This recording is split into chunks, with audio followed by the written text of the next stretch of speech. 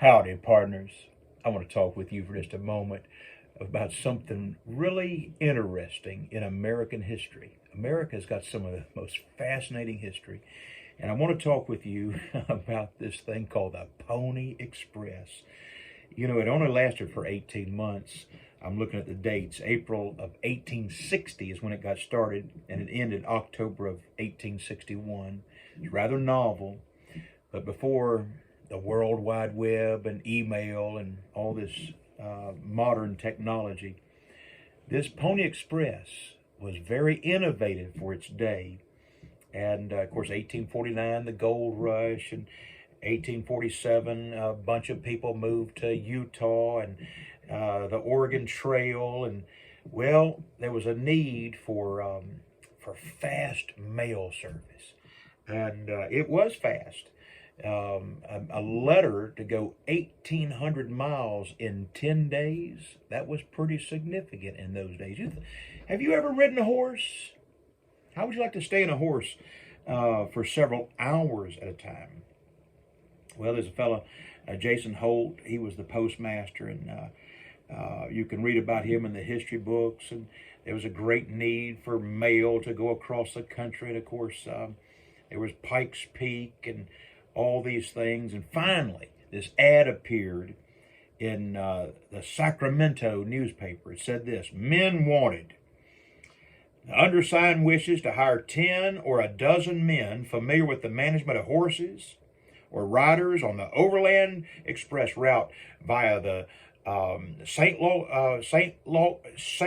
Salt Lake City, via Salt Lake City. Wages $50 a month. Wow.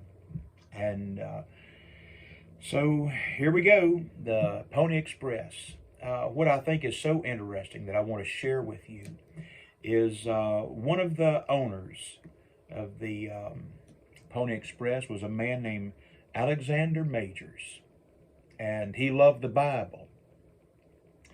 And so he gave all of the employees a Bible. And he required all the employees to take this oath. And I'm going to insert my name where the writer would be. Now, I want you to listen to this oath of office to become a member, an employee of the Pony Express.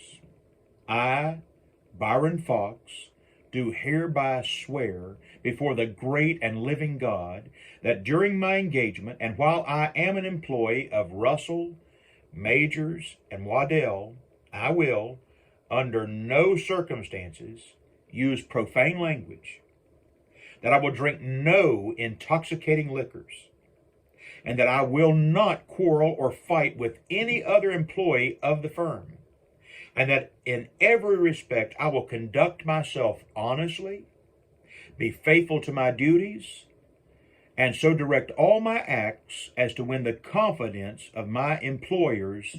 So help me God. Did you know about that oath of office? Pretty significant, wasn't it? I'm glad that there was a employer named Alexander Majors. Yeah, the Pony Express didn't last very long, but it's very novel. Those riders, woo, they had to be a certain weight. They had to be able to stay with it through all sorts of weather and all sorts of topography, all sorts of terrain.